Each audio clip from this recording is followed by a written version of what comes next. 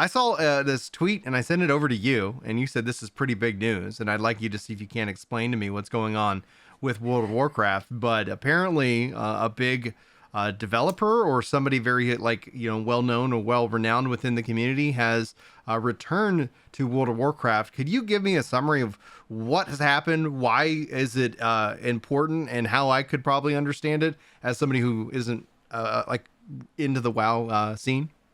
Yeah, so there has been an idea at Blizzard lately that like we need to swap out leadership and get away from the legends of old. But there are a couple legends of old that weren't really hit by all that.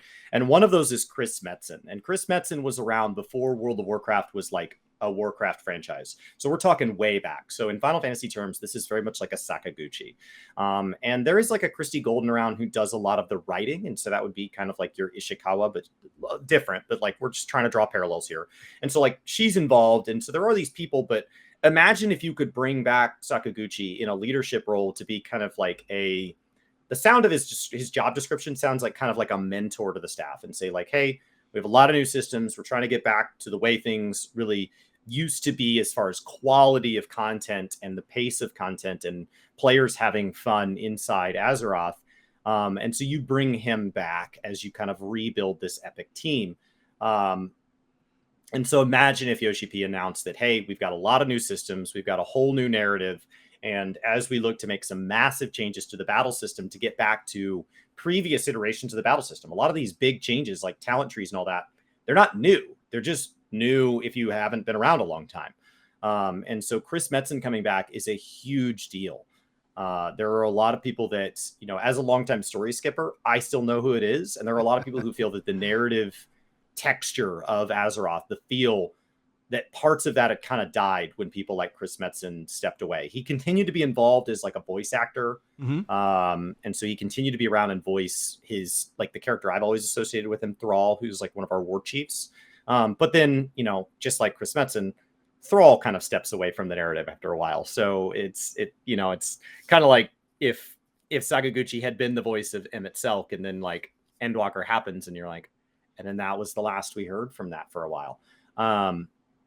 So, you know, Thrall's always been like a beloved character for me, even as a story skipper, just because he was always around. Like I still like the cutscenes. Mm-hmm. You don't have to read every quest to like the cutscenes.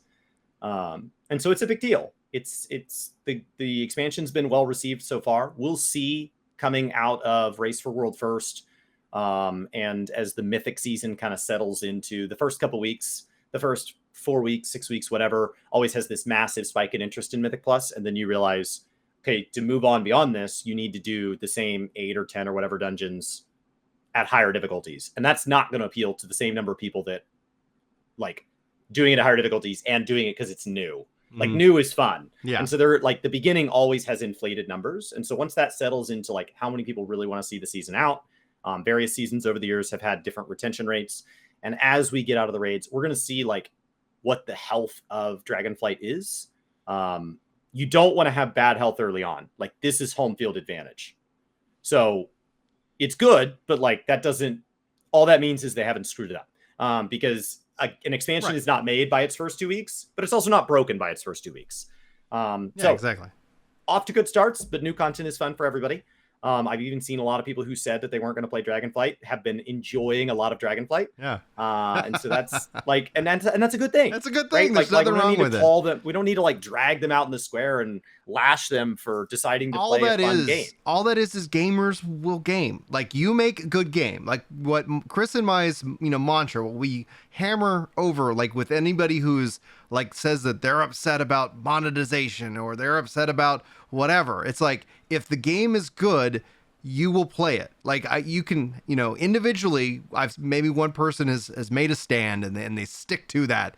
But ultimately there is a draw, especially in these multiplayer communal conversation pieces that continue on.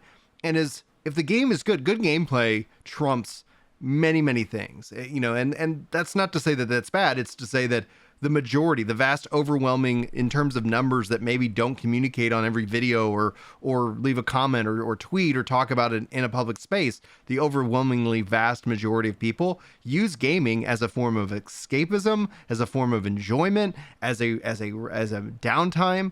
it's not necessarily all about, like what the internet necessarily cares at any one particular moment, because loot boxes still exist.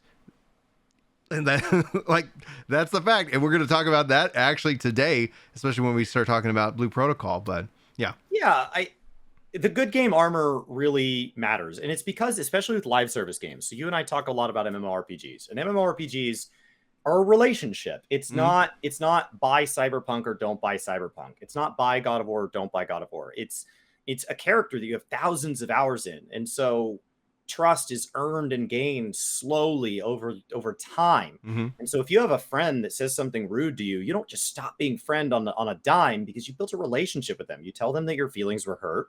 Hopefully they correct it. If they don't, then that just kind of lingers and festers for a while until one of you just decides to make it not a big deal anymore, I guess. And so it's this lingering thing. And so when somebody like Square Enix comes out and says, hey, we're super interested in NFTs, there are a lot of people like, hey, that kind of hurt my feelings. And Yeah. they get to have that discussion. But when you have a game that has, where Blizzard was, where you find out that there's awful things going on in person to Mm-hmm. some of the people that work on this game, and then they've continued to not maintain the content of the game, and then they've continued to lash out at various content creators, and like at every stage it just feels like they're hurting you, then Yeah. that very same statement is not a friend anymore. That's somebody being rude to you that has done everything to make your life worse. And so at that point it's easy to leave. And so like the good game portion is that, like, I enjoy spending time with this person. And so, like, I have had friends who I strongly disagree with politically, and we are raised, we have different upbringings, and so we don't have a lot of common ground. And there are many times that, like, the time we spend together is what allows those to be something that we like navigate. So, like, we enjoy going and riding a bike together, or we enjoy playing video games. A lot of my friends I met through video games, whether we still play them together or not. A lot of them I met through video games. And so that allows me to have a political discussion with them where we can try to come to common ground, because I have something to base off of. So that good game armor even applies to like some of my real life relationships, where like if I enjoy playing games with them, that's allowed me to put up with things that I would not have put up with with somebody who I don't spend time with outside of that heated discussion. Yeah. There's no, like, what's Um, the shared DNA? What's the common ground that everybody can kind of get to? Because then you can always have those difficult conversations, but you always have a kind of something that's rooted, that's connective, rather than being like, we're completely like talking two different languages. That's completely, now, not to roll around too much in the mud, especially when it comes to WoW. But Chris here, like, is he like a part of the old guard? Like, when we start to look at like the shifts and the issues that Blizzard faced, like, again, I don't want to spend too much time with it because we've already yeah, covered it plenty, but when we start to look at that shift, like, would we consider him a part of the old guard where these problems were, or is this also them really redefining like who they are as a company? Because at the end of the day, like they've replaced people, like people have been, removed, and there has been sweeping change. Whether it hits the bar of it's enough change, everybody's going to have that different paradigm. What do you think? he's far enough back that I think anybody who's been around a long time doesn't associate him with some of this. And so I think that's going to be a case by case basis for each person. There Mm-hmm. are going to be people that believe that nobody who has ever worked there or did work there at the time could be there, that we just need to gut it one person at a time and just move over to an entirely new employee base with the same name on the sign. Mm-hmm. Some people believe burn the sign down, like burn down the whole building and just start from scratch, new dev studio, people can all go work somewhere else. And so, like, for each person it's going to be a different threshold, but I think for a lot of people this is mostly good news. I think Chris Metzen coming back, I saw like Scott Zone was excited about it, Bellular was excited about it. Like, I see these names, like when you look at people who have had a long and deep relationship with the franchise, Chris Metzen is a name that is associated with good. It is associated with quality. It Mm-hmm. is associated with ideally some transparency. And so, like, I think that's really, I think it's a good thing. So I wouldn't associate it with that idea of like, if like Afrosabi came back. I think if Afrosabi came back, that would feel like, oh, so none of this mattered. And so, it depends on the person, and it depends on how many. Bringing back one or two people, this is like Final Fantasy bringing Sakaguchi to work on Final Fantasy 14. That's not the same as saying, and we are so excited that we are opening up a new building for Final Fantasy 14 to house that we have actually brought back every single person that worked on 1.0 in their original position. And you'd be like, whoa, like I get that some of them are nice people and you liked working with them, but 1.0 didn't turn out well. Like maybe we shouldn't be trying to recreate that. Like I get, like, but maybe that shouldn't be the objective. This is saying one or two people still have a lot of value, and he's gone off and done other things. Last I saw he was going to come out with his own like mini war gaming company and stuff like that. So like he's gone off and had other, I guess, career aspirations outside of this. So I am interested to see like why did he come back? Yeah. Because from where I think he sits and how long he's been around the industry, it has to be more than just money. Right. Like at some point you reach a point where you're like creative control, or like right. Like it's like I want to be able to, like, okay, yes, I'm working for you, but and then also in midst of the potential Microsoft Blizzard Activision Blizzard acquisition, like knowing that your company might or might not be acquired, like I wonder how those contracts end up being, kind of labeled, because like you don't want to sit here and come back and then, but it's not like Microsoft has any say in the matter until they close. The only statement that we have so far is the statement that he's coming back, and they said he's going to start by working on World of Warcraft, but that he is supposed to be having a role that is over Warcraft as a franchise. Ooh, cool. And so Reforged didn't turn out well, but like Warcraft 1 through 3, like there's been some great stuff within that franchise. So when we look at people who call for things like a World of Warcraft 2, when we look at people who call for another stab at Reforged, because that just kind of really dropped the ball on expectations.